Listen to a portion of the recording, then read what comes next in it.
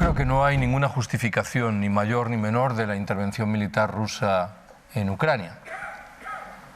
Y ante ello reacciono como he reaccionado siempre. Yo no creo en las guerras, en los ejércitos, en las alianzas militares, ni en los imperios, ni en los de aquí, ni en los de allí, ni en los de en medio.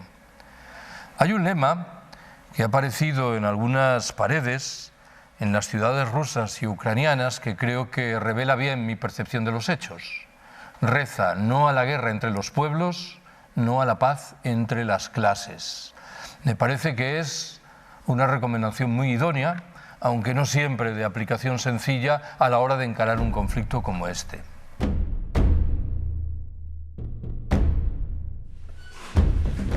Buenas tardes a todos y gracias por asistir. Eskerrik asko guztioi etortzeagatik. Lo primero de todo, quiero agradecer desde el Ateneo Republicano la presencia hoy aquí de manera generosa de Carlos Taibo. Hablaba con él antes, es un placer para mí presentar a alguien de la trayectoria de Carlos Taibo. Al leer su extenso currículum destaca su labor como profesor de Ciencia Política y de la Administración en la Universidad Autónoma de Madrid y la enorme cantidad y gran calidad de los libros publicados.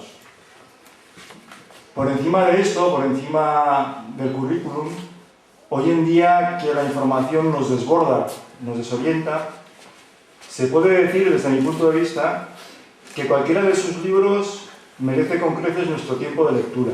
Y esto hoy en día es un regalo.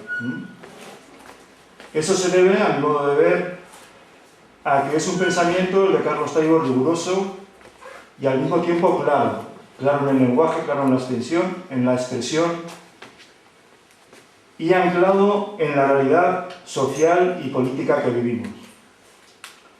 Eskerrik asko gaur gurekin egoteagatik. Gracias, Carlos, por estar aquí y poder escucharte.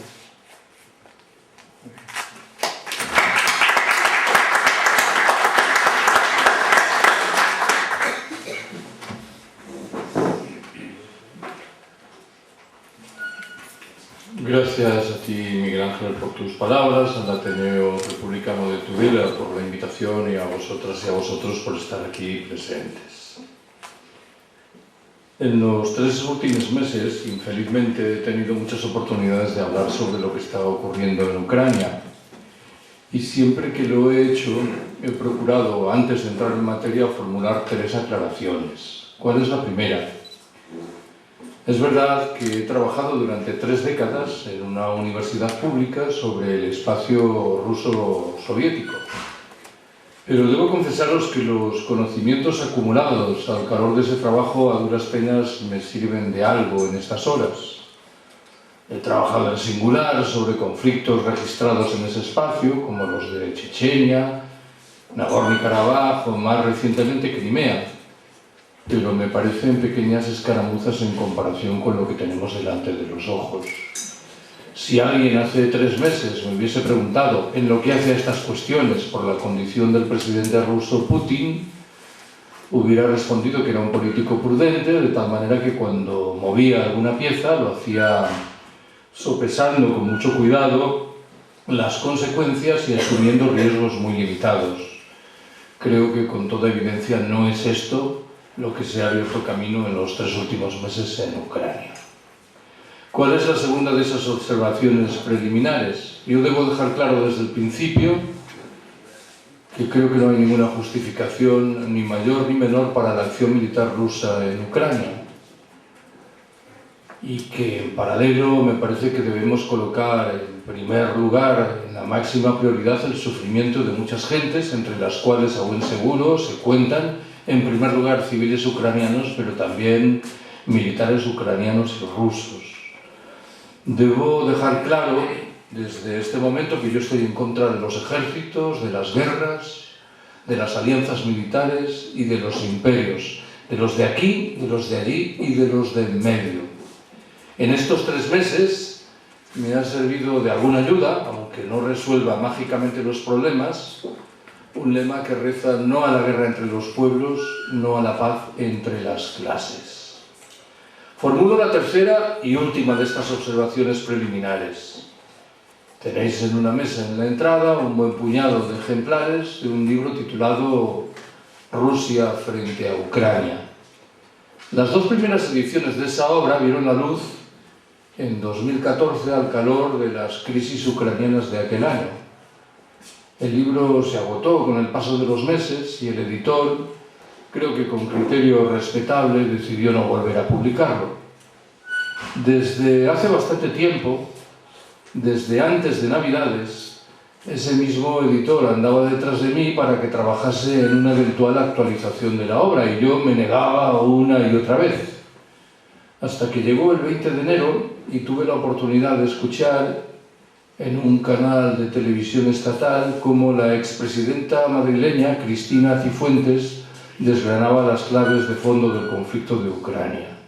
Y esto debo confesaros que ya fue superior a mí y decidí liarme una manta a la cabeza y trabajar en una actualización que ha permitido que vieran a luz con posterioridad 5 ediciones de ese libro.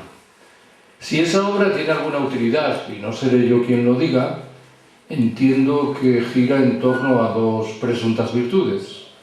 La primera es que aporta una argumentación más compleja que la que despliegan nuestros tertulianos. Alguien dirá, no debe ser muy difícil, ciertamente, no lo es. La segunda es que aporta herramientas para llegar a la conclusión de que las potencias occidentales también tienen responsabilidad, y no precisamente menor, en la gestación de esta guerra, en el buen entendido de que no le ríe las gracias al presidente ruso de estas horas y a quienes puedan pensar que es una suerte de Che Guevara del siglo XXI. Voy, y ahora sí que entro en materia, a por la primera de mis apreciaciones. Me interesa formular un puñado de observaciones sobre Ucrania. Ucrania es un país con 600.000 kilómetros cuadrados y 46 millones de habitantes. La superficie es bastante similar, un poco superior a la española, y la población muy similar a la española. Desde mucho tiempo atrás, Ucrania se ha visto sometida a la presión ejercida por los grandes imperios de los alrededores. Durante siglos, los más importantes fueron el polaco, por el oeste, y el ruso, por el este. Pero en la trastienda se hallaban también, agazapados, el imperio austrohúngaro y el otomano. Esto que os cuento me parece que tiene un refrendo en la condición de dos ciudades ucranianas. La primera, Lviv o Lvov, situada en el occidente de la República, muy cerca de la frontera con Polonia, solo ha estado sometida a la férula de Moscú, a la férula de Rusia, durante 50 años escasos en la segunda mitad del siglo XX. La segunda, Kharkiv o Kharkov, en la Ucrania oriental, es de hecho una ciudad rusa. Ha estado sometida a la férula de Moscú o de San Petersburgo durante nada menos que 5 siglos. Bien podéis intuir que esto dibuja realidades sociales, culturales y políticas diferentes en un escenario y en el otro.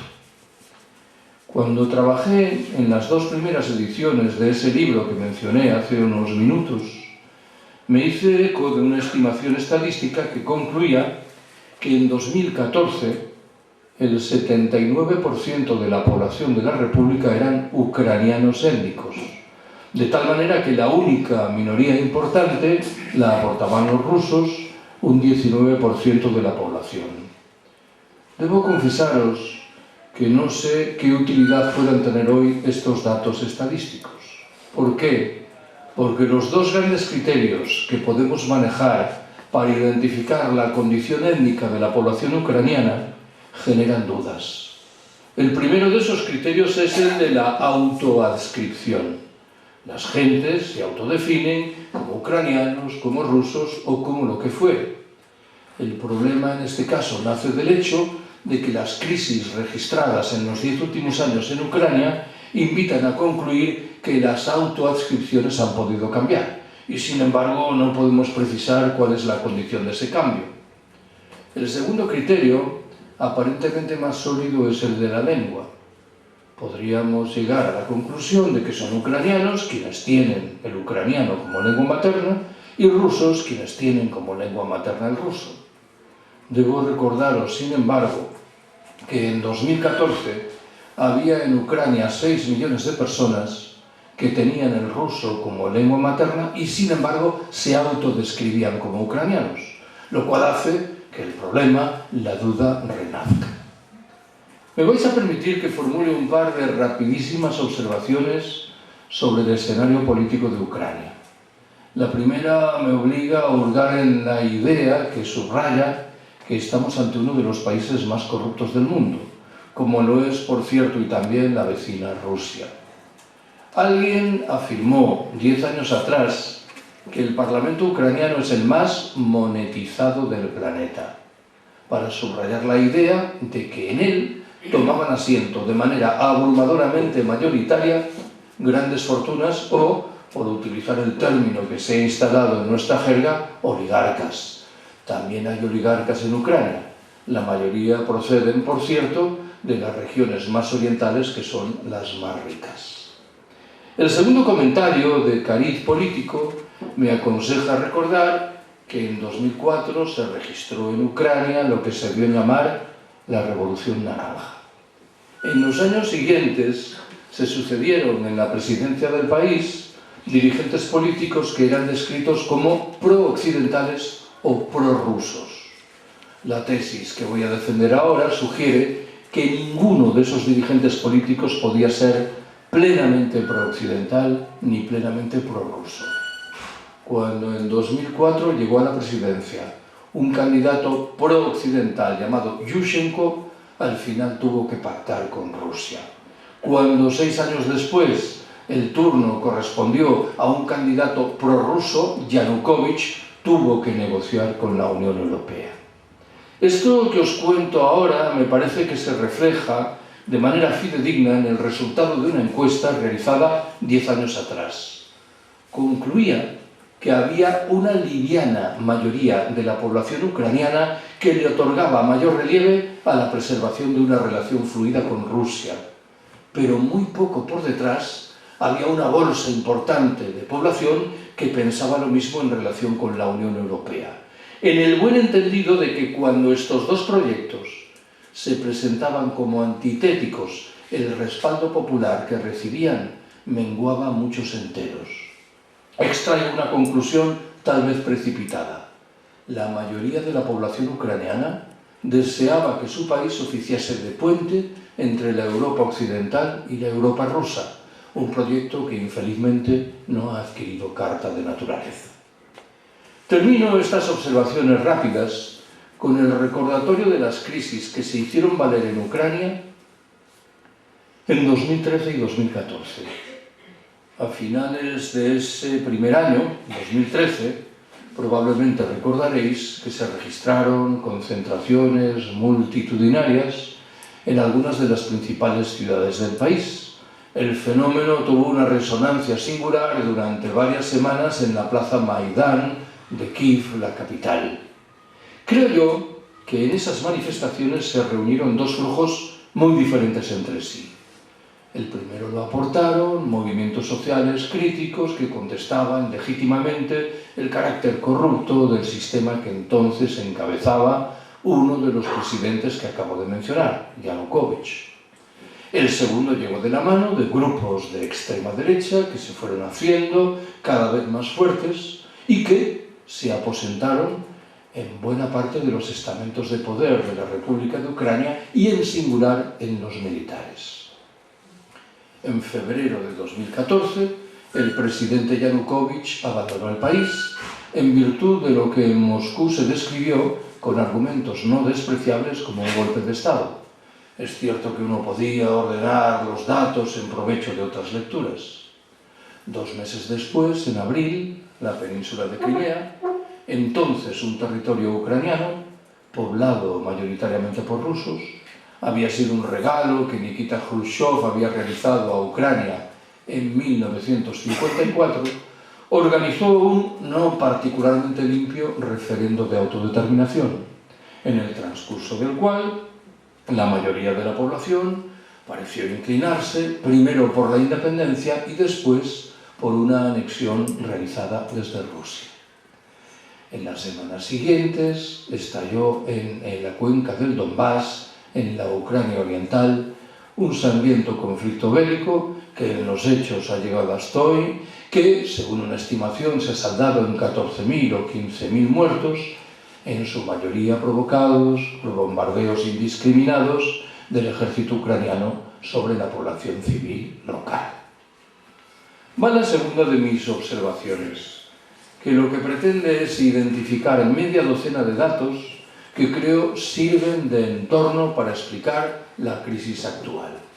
¿Cuál es el primero de ellos? Creo yo que en los 30 últimos años Rusia lo ha probado todo o casi todo en su relación con el mundo occidental. Y entre lo que ha probado ha estado la búsqueda de una relación cordial con ese mundo que en algunos casos ha llegado a ser manifiestamente sumisa. Me parece a mí que esto cobró cuerpo en dos periodos razonablemente prolongados. El primero se hizo valer entre 1991 y 1996 con Yeltsin en la presidencia de la Federación Rusa, en tanto el segundo cobró cuerpo entre 2000 y 2006 con Putin en esa presidencia. Permitidme que ponga la atención en esta segunda etapa. En la tarde del 11 de septiembre de 2001, el entonces presidente ruso, que era Vladimir Vladimirovich Putin, declaró un franco respaldo a las políticas supuestamente antiterroristas que se aprestaba a desplegar el presidente norteamericano del momento, George Bush hijo. Ese respaldo se materializó en un franco apoyo de Moscú a la impresentable intervención militar de Estados Unidos en Afganistán en el otoño del propio año 2001 y, 2 años después, en un silencio connivente de Rusia ante una nueva intervención militar estadounidense, en este caso, como bien recordaréis, en Irak. Tiene sentido que me pregunte qué fue lo que Rusia recibió a cambio de lo que en un caso, repito, Afganistán, fue un franco apoyo a la intervención norteamericana y en otro, Irak, un silencio legitimador y connivente. Nada más sencillo que responder a esta pregunta. Rusia no recibió absolutamente nada a cambio.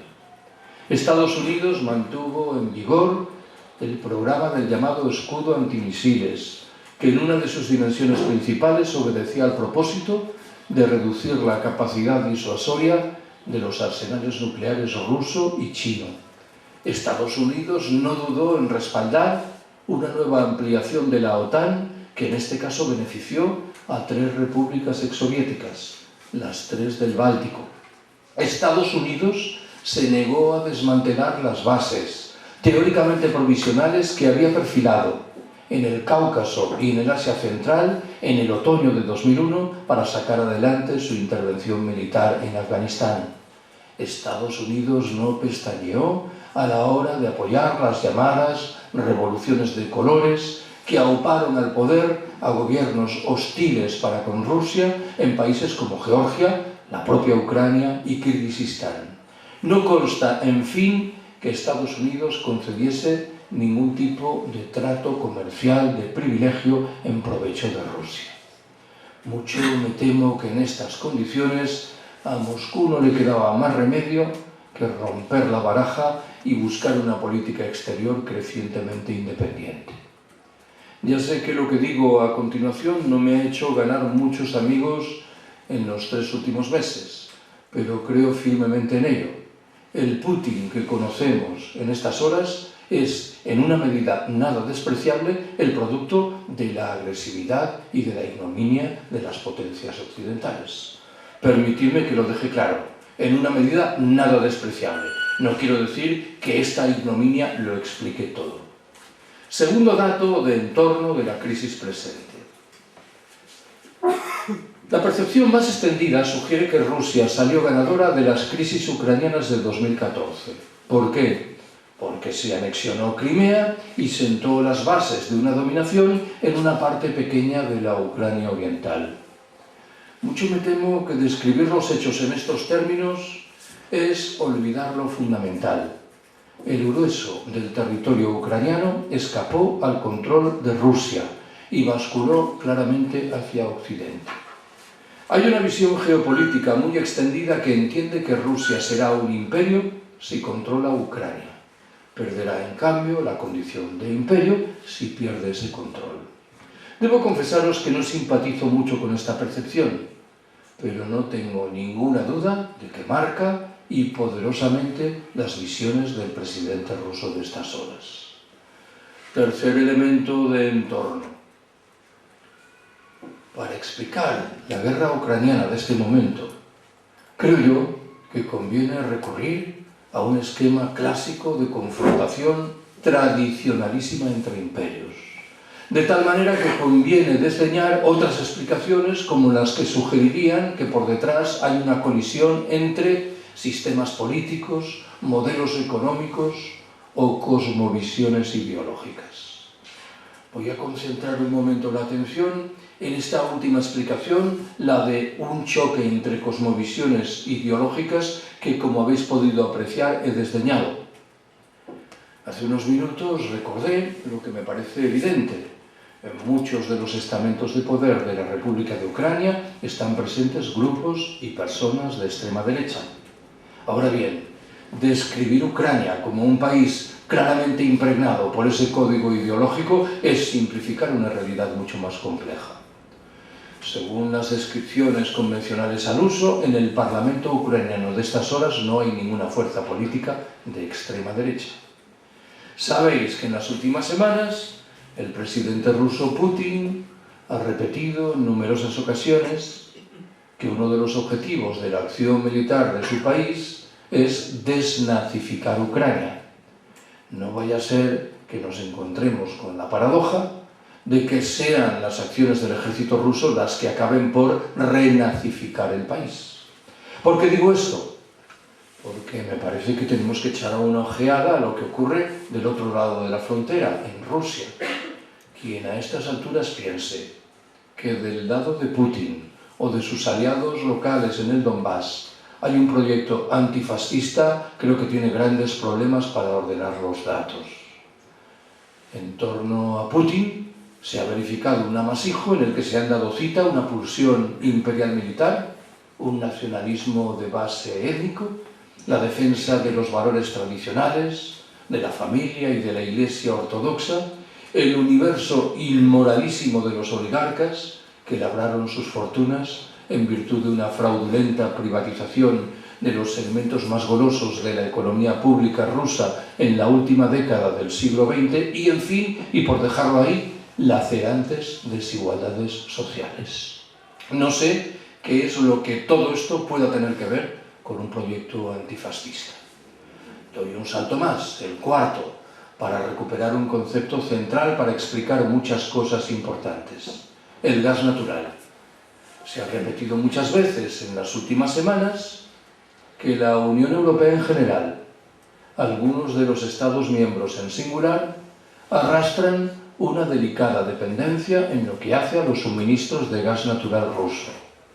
Es verdad, pero a menudo olvidamos subrayar que la dependencia es mutua. Rusia no disfruta, en el corto y en el medio plazo, de compradores alternativos para su gas natural, con lo cual está también atada de pies y manos. Precisa como agua de mayo las divisas fuertes que llegan en virtud de sus exportaciones de materias primas energéticas. Hace unas semanas coloqué en las redes sociales, con vocación irónica, un comentario que mal que bien rifaba. Si en la Ucrania de estas horas alguien quiere salvar el pellejo, está claro qué es lo que tiene que hacer: plantar su tienda de campaña en las proximidades de un gasoducto. Nadie bombardea los gasoductos, ni el ejército ruso ni el ejército ucraniano. Probablemente recordaréis que en 2006 y 2009 se registraron dos crisis del gas en la relación entre Rusia y la Unión Europea, provocadas por desavenencias comerciales entre Rusia y Ucrania. Esas crisis se saldaron en la interrupción durante unas pocas horas de los suministros de gas natural ruso a la Unión Europea. ya sabemos que en 2014 se abrió camino una guerra sangrienta en el Donbass, en el transcurso de la cual Rusia y la Unión Europea se lanzaron a la cabeza todos los trastos verbales imaginables. Llamativamente, nunca se interrumpieron, sin embargo, los suministros de gas natural.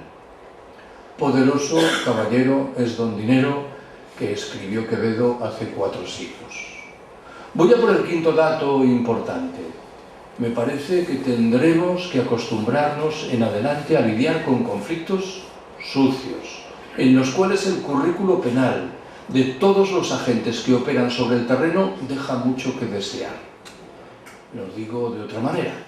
Me parece que no nos vamos a topar con conflictos como los de Palestina o el Sáhara Occidental, en los cuales es muy sencillo identificar con rapidez agresores y víctimas. Pongo un ejemplo de lo que quiero decir. El de la actitud que todos los agentes que operan sobre el terreno han blandido en relación con el derecho de autodeterminación. Han defendido ese derecho cuando les interesaba y lo han dejado en el olvido cuando no les convenía. Estados Unidos postuló el vigor de ese derecho en Kosovo en 2008, pero ha rechazado su aplicación en Osetia del Sur, en Abjasia o en Crimea. Sobre el papel, la posición oficial rusa era más consecuente. Que fuera más consecuente no quiere decir que fuera la mía. Me limito a señalar que se ajustaba a un criterio férreo. Rusia rechazaba el vigor del derecho de autodeterminación, hasta que llegó Crimea en abril de 2014 y decidió esgrimirlo en provecho propio. Doy un salto más, el último, para identificar un sexto dato, que en este caso me obliga a invocar el nombre de un país muy alejado, cuya condición, sin embargo, sobrevuela el conflicto ucraniano. Hablo de China. Se ha dicho, por ejemplo, que Rusia acabará por sortear las sanciones económicas occidentales porque acrecentará sensiblemente sus flujos comerciales con China. La relación bilateral ruso-china es cordial, pero tengo la impresión de que no permite lanzar cohetes. Hay como poco 3 contenciosos mal resueltos entre los dos países. El primero remite a una cuestión de tamaño de las economías. Cuando la Unión Soviética se desintegró en 1991, el tamaño de la economía rusa era muy similar al de la economía china. Hoy el tamaño de la economía china es 4 veces superior al de la economía rusa, algo que, como podéis intuir, dibuja capacidades de presión y de influencia muy diferentes. Un segundo dato de fricción importante es que, a mi entender, los gobernantes chinos defienden una visión de las relaciones internacionales muy diferente de la que postulan los rusos. China sigue concibiendo, en el fondo, un planeta marcado por 2 grandes potencias, Estados Unidos y la propia China, que en esta función habría sustituido a la Unión Soviética de antaño. Los gobernantes rusos, en cambio, mal que bien adaptados a la postración de su país, consideran que en el planeta habría media docena de grandes potencias que tendrían que buscar el acuerdo o la confrontación. Hablo de Estados Unidos, de la Unión Europea, de la propia Rusia, de China, de Japón o de la India. Recupero un tercer y último elemento de fricción. Voy a pedir que depositéis un momento vuestra mirada en la frontera ruso-china en Asia. Al norte, en la Siberia rusa, la densidad de población es muy baja. Al sur, bien lo sabéis, China es un gigante que mantiene cierta ebullición demográfica. Desde mucho tiempo atrás, tal vez desde el siglo XIX, los gobernantes rusos locales y por extensión los de Moscú temen como por ensalmo que un incremento sustancial de las relaciones comerciales con China acabe por provocar la llegada de población china a Siberia y acabe por alterar delicados equilibrios demográficos, con lo cual, desde mucho tiempo atrás, opera una especie de freno biológico a esas relaciones comerciales que no acaban por despegar. En 2014, por rescatar un dato que creo que redunda en provecho de esta tesis, Rusia ya anunció que iba a trabajar denodadamente en una diversificación de sus exportaciones de materias primas energéticas encaminada a desviar buena parte de estas hacia China. Han transcurrido 8 años y parece que ese proceso de diversificación apenas ha progresado. Va la tercera de mis apreciaciones. Hace unas semanas, en las redes sociales, una persona que, cosa rara, firmaba con su nombre y se expresaba con corrección, enunció un reproche que, por el lugar en el que estaba situado, parecía dirigirse a mi persona. Más o menos el reproche decía: quienes estáis en la izquierda dedicáis el 80% de vuestro tiempo a criticar a la OTAN, cuando en un conflicto como este hay otras muchas materias tan relevantes como esa. Admitiré de buen grado que mi interlocutor tenía algo de razón, pero no me quedó más remedio que defenderme y dije: dedico una buena parte de mi tiempo, probablemente no el 80%, pero en cualquier caso una buena parte, a criticar a la OTAN porque esta tarea está proscrita en nuestros medios de comunicación, que han decidido que las voces que apuntan que las potencias occidentales también tienen responsabilidad en la gestación de esta crisis deben quedar proscritas. La OTAN, en primer lugar, y desde mi punto de vista, es responsable principal de un genuino cerco sobre Rusia desplegado en las 3 últimas décadas y materializado ante todo en sucesivas ampliaciones de la organización que han incorporado a un puñado de países de la Europa central y oriental y en el establecimiento de un reguero de bases militares en torno a Rusia, en franco olvido de los compromisos que las potencias occidentales contrajeron a principios de la década de 1990, encaminados a garantizar una plena seguridad de Rusia. En este caso, me voy a dejar llevar por la tentación de recordaros una obviedad que creo, sin embargo, tiene su relieve. La guerra ucraniana se desarrolla en la periferia de la Federación Rusa y no en la periferia de Estados Unidos. ¿Qué ocurriría si en Canadá y en México, en virtud de las razones que fuesen, llegasen al gobierno fuerzas políticas hostiles a Estados Unidos que anunciasen su deseo de colocar esos 2 países en una alianza militar enemiga de Washington? ¿Pensáis que la reacción de Estados Unidos sería más benigna y mesurada que la impresentable reacción que asume en estas horas la Rusia de Putin? En un segundo escalón, creo que la OTAN es corresponsable principal de un activo proceso de tercermundización de todas las relaciones en Europa central y oriental. Si alguien se pregunta, fanfarria retórica aparte, ¿qué es lo que buscan nuestros empresarios en esa área geográfica?, responderé que procuran una mano de obra barata que explotar, materias primas razonablemente golosas y mercados más o menos prometedores. Ni siquiera en el caso de la OTAN puedo acogerme en un tercer nivel a la idea de que es una organización militar de estados democráticos.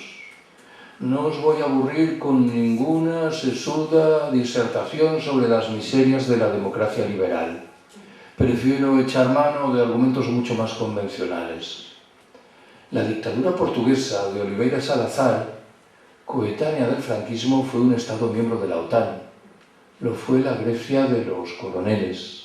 Lo es en estas horas la Turquía de Erdogan, responsable de un genocidio en toda regla en el Kurdistán. Lo son la Polonia y la Hungría de los gobiernos de extrema derecha. Y podría haberlo sido la Ucrania de Zelensky, que en términos de rigor democrático exhibe rasgos muy similares a los de la Rusia de Putin. La OTAN, en fin, creo yo, que es responsable principal de la entronización de lamentables códigos de doble moral que invitan a tratar de manera diferente a los amigos y a los enemigos, a los poderosos y a los débiles. Permitidme que proponga algún ejemplo de lo que quiero decir.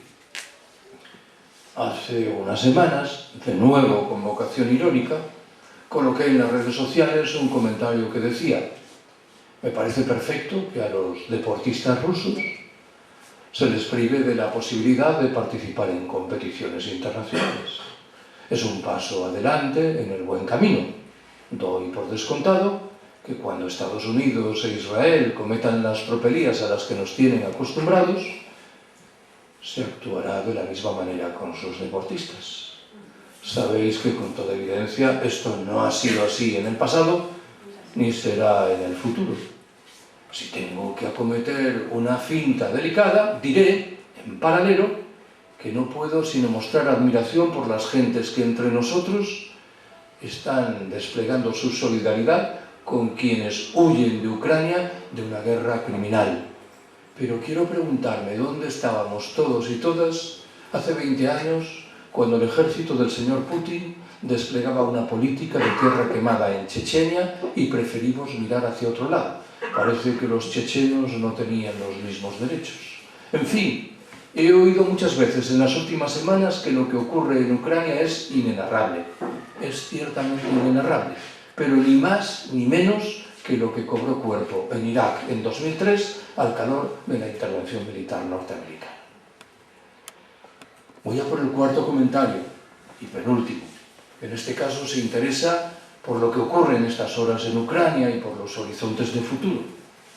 Antes de acometer 3 tareas al respecto, me interesa glosar de forma muy rápida el que entiendo que es el papel muy desgraciado que están desempeñando nuestros medios de comunicación. Si tengo que resumir lo que entiendo fundamental de ese papel, señalaré en primer lugar que se caracteriza por la censura.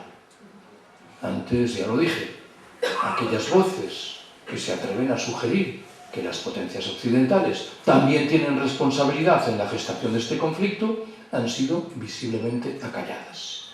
Un segundo código importante asume la forma de una manipulación maniquea.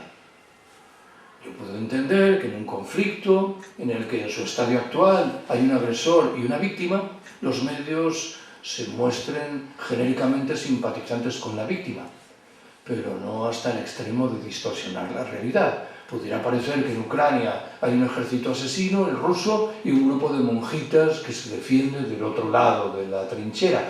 Con toda evidencia los hechos son más complejos. Esos códigos se han hecho acompañar, probablemente no es sino una consecuencia de lo anterior, de una ascendente y visible rusofobia que en algunos casos está suscitando una inquietante ucraniofobia. Por lo demás, me parece a mí que los expertos han sido desplazados de los estudios de televisión y de los canales de radio. En el mejor de los casos han sido sustituidos por expertos en cuestiones militares, que saben mucho de tanques, de regimientos y de cazabombarderos, pero a duras penas son capaces de mencionar un nombre propio o una fecha en relación con Ucrania. Si algún rescoldo sigue vivo en forma de debate abierto, ahí están, en fin, los tertulianos para cancelarlo, los integrantes de esta genuina plaga contemporánea que padecemos. En los primeros días del conflicto, un sábado, anoté en las redes sociales, de nuevo con vocación irónica, un comentario que señalaba que estaba esperando como agua de mayo que llegase la hora de emisión de La Sexta Noche para escuchar cómo el presidente cántabro Miguel Ángel Revilla nos explicaba las claves de fondo del conflicto ucraniano. Yo lo puse en broma, pero allí estaba el buen hombre explicando las claves fundamentales del conflicto ucraniano. Bueno, ¿cuál es la primera de las 3 observaciones que quiero haceros en relación con lo que sucede en estas horas en Ucrania? Tengo que volver al principio, cuando confesé la liviandad de mis conocimientos. Si alguien me pregunta cuál es la causa mayor de la intervención militar rusa en Ucrania, confesaré que la desconozco.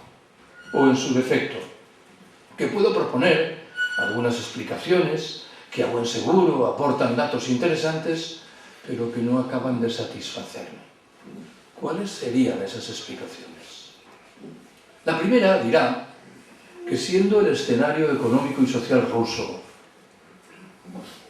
bastante delicado desde hace una década, la dirección del país habría buscado en Ucrania una intervención militar rápida y exitosa que permitiese acallar el descontento interno.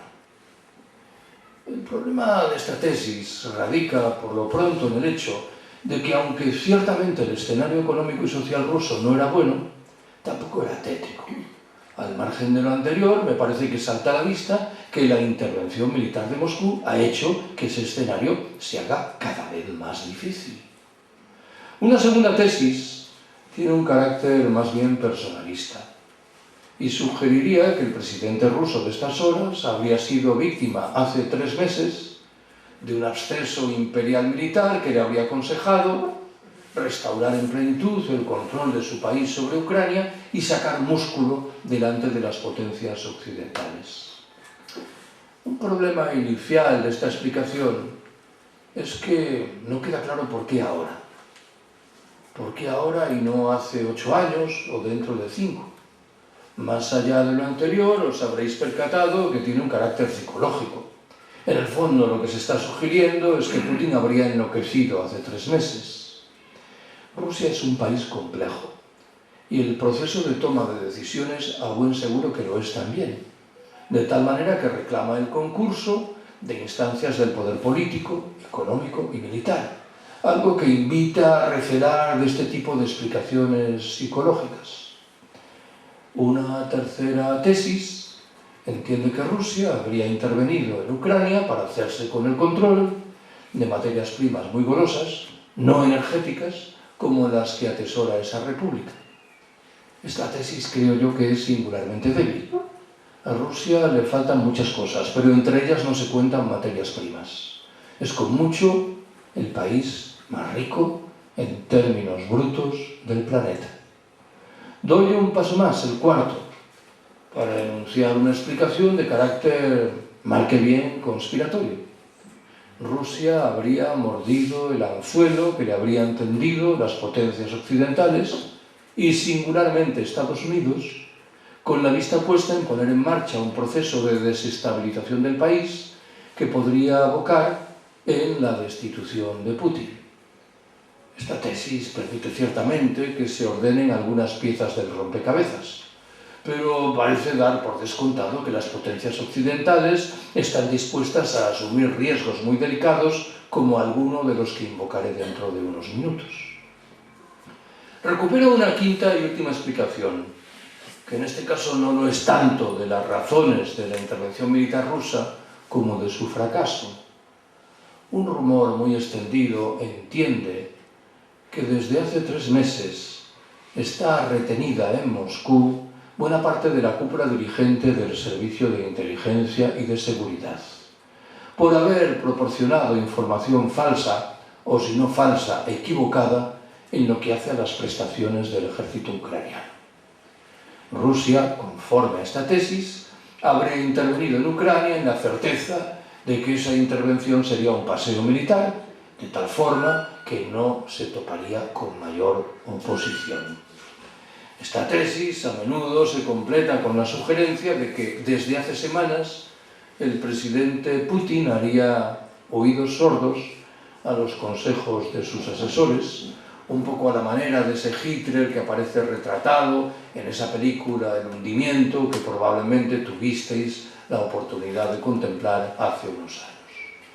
Vuelvo al principio. Todas estas tesis incorporan elementos de interés, pero a mi entender no arrojan luz plena sobre el porqué de una intervención tan sorprendente como la desplegada por Rusia en Ucrania. Segundo elemento de balance. Sobre el papel es más sencillo responder a otra pregunta. ¿Cuáles son los objetivos militares de la acción rusa en Ucrania?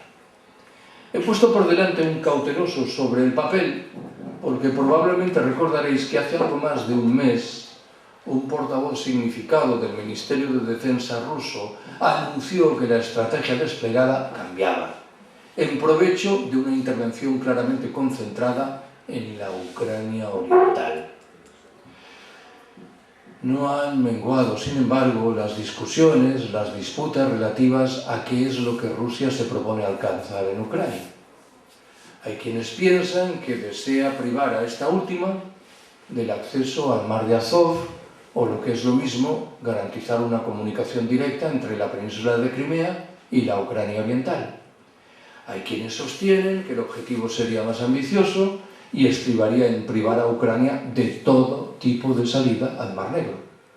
Hay quienes consideran que Rusia desearía conquistar algo así como la mitad del territorio ucraniano, las tierras situadas al este del río Dnieper. Y hay quien concluye que Rusia no descarta controlar toda Ucrania. Las únicas informaciones interesantes de las que disfrutamos al respecto han llegado de la mano de filtraciones de las conversaciones que Rusia y Ucrania han mantenido durante semanas y que al parecer están interrumpidas. Pongo por delante un cauteloso al parecer porque la información no es muy solvente. Según los rumores, en esas conversaciones Rusia habría planteado dos exigencias. La primera, que no se cuestionase su soberanía sobre la península de Crimea y sobre la Ucrania oriental.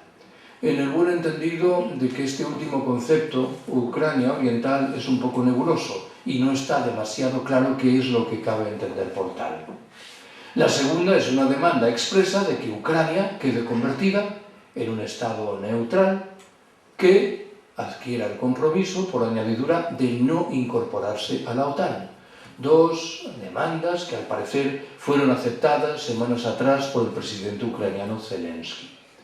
También en este caso, sin embargo, hay dudas sobre lo que Moscú entiende por neutralidad. Al respecto, se me ocurre que uno puede manejar dos escenarios distintos: el finlandés o el bielorruso. Finlandia es, hasta hoy, un Estado miembro de la Unión Europea que, sin embargo, no forma parte de la OTAN, de tal forma que despliega una política exterior todo lo independiente que puede ser en el planeta en el que estamos la política exterior de un país. Bielorrusia, en cambio, es un aliado dócil de Moscú, hasta el punto de que difícilmente cabe aceptar que es un país neutral. Si Rusia aceptase para Ucrania un modelo de neutralidad como el finlandés de los últimos años, creo que tendríamos un cimiento de resolución pacífica razonable del conflicto, tanto más si esa aceptación se viese acompañada del despliegue de medidas de confianza y de una activa desmilitarización del territorio ucraniano, del de las repúblicas del Báltico, del de Polonia, del de Eslovaquia, del de Hungría, del de Rumania, del de Bulgaria y, cómo no, del de la propia Rusia. Voy a por la tercera y última observación. Acabo de mencionar esas negociaciones de paz que se han desarrollado durante semanas. Tiene sentido que me pregunte si hay visos de que conduzcan a un alto el fuego o, más aún, a un acuerdo de paz. Son dos cosas diferentes. A mi entender, esos visos son razonables. ¿Por qué? Porque todos los agentes que operan sobre el terreno están con el agua al cuello. Está, en primer lugar, con el agua al cuello el gobierno ucraniano. Es verdad que la resistencia del ejército ucraniano ha sido sorprendente, pero no nos engañemos, su posición militar no es cómoda. En las últimas semanas han menudeado en Rusia los artículos que sugerían que si Rusia ocupaba Kharkov o Mariupol, el gobierno ucraniano se desmoronaría. Era a buen seguro una exageración, pero no carecía por completo de fundamento. ¿En qué sentido lo digo? Por razones que estimo que son obvias, el ejército ucraniano está desplegado en la línea de frontera con el ejército ruso, al norte, al este y al sur de la República. De tal manera que, hablando en propiedad, no hay ejército ucraniano fuera de esas líneas de conflicto. Y de tal manera, por añadidura, que si Rusia rompiese la frontera que separa a su ejército del ucraniano, prácticamente se encontraría con un territorio por completo desprotegido. También está con el agua al cuello, en segundo lugar, el presidente ruso Putin. ¿Por qué? Por varias razones. La primera nos obliga a recordar que con toda evidencia las operaciones militares en Ucrania no se están desarrollando como se esperaba. En este caso no especulo, basta con escuchar lo que han señalado en repetidas oportunidades en las últimas semanas portavoces significados del Ministerio de Defensa ruso. En un segundo escalón, Putin tiene por delante el problema de explicar qué va a hacer con los territorios de Ucrania que vaya ocupando. Pongámonos en el caso maximalista de que Rusia llegase a ocupar toda Ucrania. ¿Cómo se controla un país con 600.000 kilómetros cuadrados y 46 millones de habitantes mayoritariamente hostiles? Nuestros únicos conocimientos al respecto llegan de la mano de la ocupación militar de la propia Ucrania, de Bielorrusia y de una parte de Rusia por el ejército alemán con ocasión de la Segunda Guerra Mundial. Creo que no precisáis que os explique cuáles eran las herramientas que desplegaba el ejército alemán. Putin, en tercer lugar, tiene que hacer frente a las sanciones económicas occidentales, que en este caso, a diferencia de lo ocurrido en 2014, han pegado fuerte.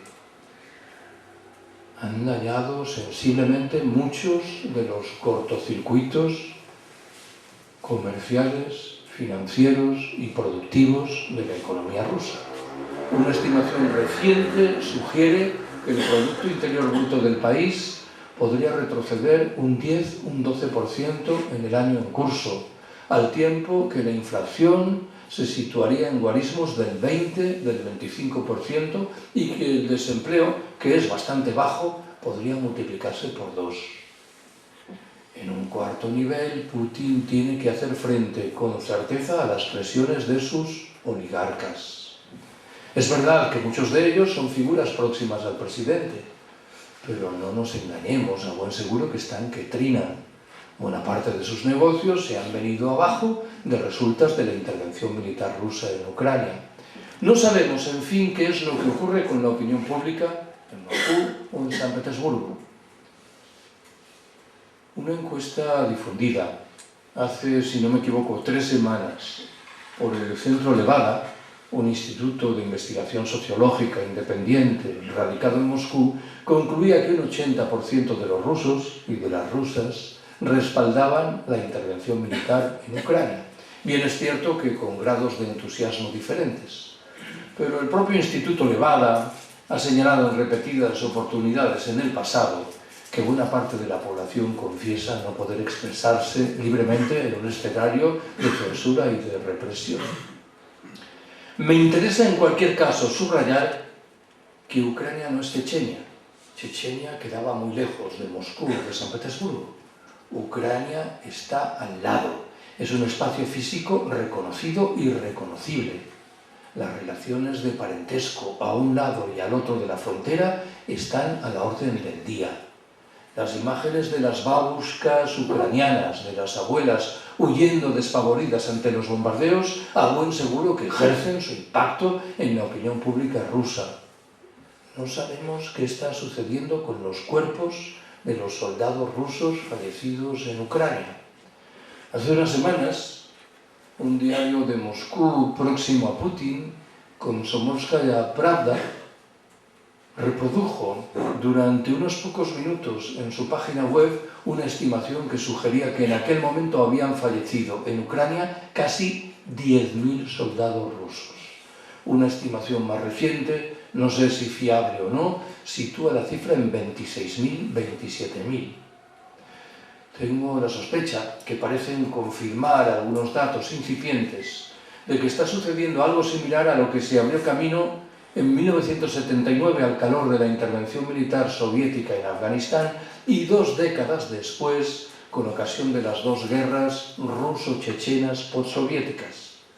Los soldados rusos que combatían procedían de zonas rurales, con lo cual se evitaba el impacto emocional derivado de la llegada de los cuerpos a las grandes ciudades, a Moscú o a San Petersburgo.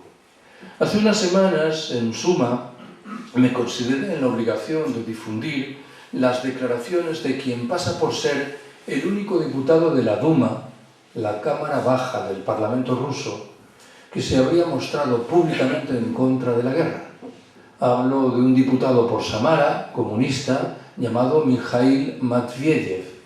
Matveyev dijo: yo he respaldado las declaraciones de independencia de las dos repúblicas populares del Donbass, de la República de Donetsk y de la República de Lugansk, porque entendía que era la forma más eficiente para poner freno a los bombardeos indiscriminados del ejército ucraniano sobre la población civil.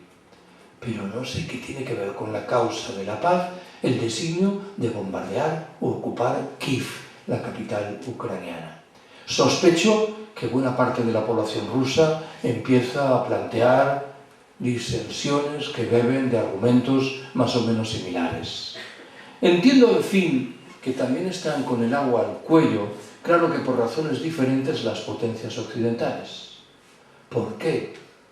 Porque empiezan a verle las orejas al lobo del riesgo de una desestabilización en Rusia, que podría trastabillar muchos esquemas y certezas.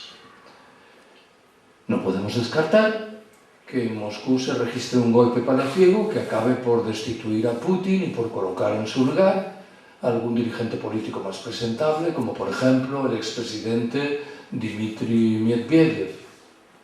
Tampoco podemos obviar el riesgo de que se haga valer ruido de sables, que refleje disensiones en la cúpula militar en lo que respecta a lo que está sucediendo en Ucrania. Estamos hablando, no lo olvidéis, del Estado federal más grande del planeta, con tensiones internas mal resueltas y muy agudas, que podrían traducirse en explosiones.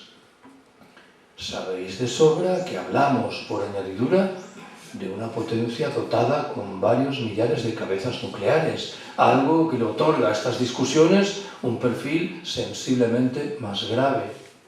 Ni siquiera cabe descartar que las potencias occidentales a la postre estén interesadas en apuntalar el poder de Putin por entender que es una garantía de estabilidad frente a la desintegración.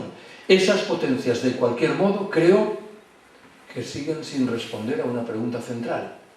¿Qué es lo que les interesa más? ¿Una Rusia fuerte que ponga orden en su patio trasero o una Rusia débil que permita garantizar una macrooperación de rapiña? Solo hay una organización que, a mi entender, sale manifiestamente fortalecida de esta crisis: la OTAN. Y el fortalecimiento de la OTAN es singularmente preocupante. Anuncia militarización, crecimiento en los gastos en defensa, prosperidad inaudita para la industria de armamentos, autoritarismo, represión de las disidencias, injerencias y, en fin, intervenciones militares que probablemente no van a precisar la etiqueta de humanitarias. Quinta y última de mis apreciaciones. En las últimas semanas he escuchado varias veces un comentario halagador, que mal que bien viene a decir: Carlos, tú estás en una posición privilegiada. Por un lado, llevas 30 años trabajando sobre ese espacio geográfico, y por el otro, te has interesado en los últimos tiempos por conceptos como los de colapso y ecofascismo. Nada más sencillo que mezclar a los conocimientos que nacen de lo uno y los que surgen de lo otro. Debo confesarme absolutamente incapaz de acometer esa tarea. De tal manera que no me queda más remedio que transmitiros algunas rápidas intuiciones. ¿Cuál es la primera? Cada vez estoy más firmemente convencido de que nos adentramos en un escenario de colapso, que es el producto de la acumulación de dos grandes factores: el cambio climático y el agotamiento de todas las materias primas energéticas que hoy empleamos, con varias crisis en la trastienda: la demográfica, la social, la sanitaria, la de los cuidados o la financiera. En este escenario tenemos que prestar atención al concepto de ecofascismo. Ya sé que el término en sí mismo resulta moderadamente sorprendente. Estamos acostumbrados a concluir que el prefijo eco acompaña siempre realidades saludables o, como poco, realidades neutras. Debo recordaros, sin embargo, que en el Partido Alemán Nacionalsocialista, el partido de Hitler, operó un activo grupo de presión de carácter ecologista que defendía la vuelta al mundo rural, que criticaba las consecuencias negativas derivadas de la industrialización y de la urbanización, que postulaba en su caso el despliegue de prácticas de corte vegetariano, todo ello naturalmente al servicio de una raza elegida que estaba en condiciones de imponer reglas del juego de obligado cumplimiento a los demás. En los últimos años he recomendado con cierta frecuencia la lectura de un libro de un periodista alemán llamado Karl Ameri. En su versión castellana, la obra se titula Auschwitz, el nombre del campo de exterminio nazi en Polonia, comienza el siglo XXI, entre signos de interrogación. La tesis principal que defiende Ameri en esa obra señala que estaríamos muy equivocadas si concluyésemos que las políticas que abrazaron los nazis alemanes 80 años atrás remiten a un momento histórico singularísimo, coyuntural y por ello afortunadamente irrepetible. Ameri nos exhorta a estudiar en detalle esas políticas. ¿Por qué? Porque bien pueden reaparecer en los años venideros, no defendidas ahora por ultramarginales grupos neonazis, sino postuladas por algunos de los principales centros de poder político y económico, cada vez más conscientes de la escasez general que se avecina y cada vez más firmemente decididos a preservar esos recursos escasos en unas pocas manos en virtud de un proyecto de darwinismo social militarizado, de ecofascismo.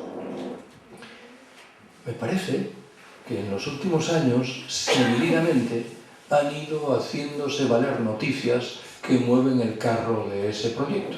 ¿En qué estoy pensando?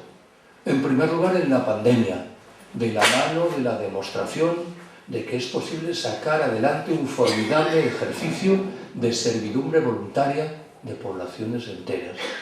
En segundo término, al calor de un puñado de noticias que despuntaron el pasado otoño, en la forma de cortocircuitos en muchas relaciones comerciales y financieras, de problemas en el suministro de materias primas energéticas, de encarecimientos muy notables en los costos de transporte de mercancías o de ese globo sonda que surgió de Austria y que señalaba que en adelante las unidades del ejército austriaco procurarían alcanzar una plena autonomía en energía y en agua para hacer frente a un eventual apagón general y acudir en socorro de la población civil, que es lo que suelen hacer las Fuerzas Armadas en todos los países del planeta. El tercer escalón, en fin, lo ha aportado la guerra ucraniana, sin que yo, repito, sea capaz de engarzarla en el esquema general que estoy manejando. En cualquier caso, si alguien piensa que las subidas operadas en las últimas semanas en los precios de los combustibles y de los alimentos son el producto de la guerra ucraniana, me temo que se está equivocando. Remiten a un proceso anterior y mucho más grave. Lo digo de... No estoy ahora tan seguro de esto último. Y no es que yo haya rejuvenecido de manera muy rápida. Me temo que los datos empiezan a ordenarse de manera muy terca y que el escenario pinta mal, entre otras muchas razones, porque nuestros gobernantes no toman nota de lo que se nos echa encima. Si hubiesen tomado nota, habrían puesto ya los frenos de emergencia y habrían empezado a salir de las ilusiones del crecimiento económico. Habrían puesto manos a la tarea, en paralelo, de redistribuir radicalmente la riqueza para evitar que nadie quede fuera.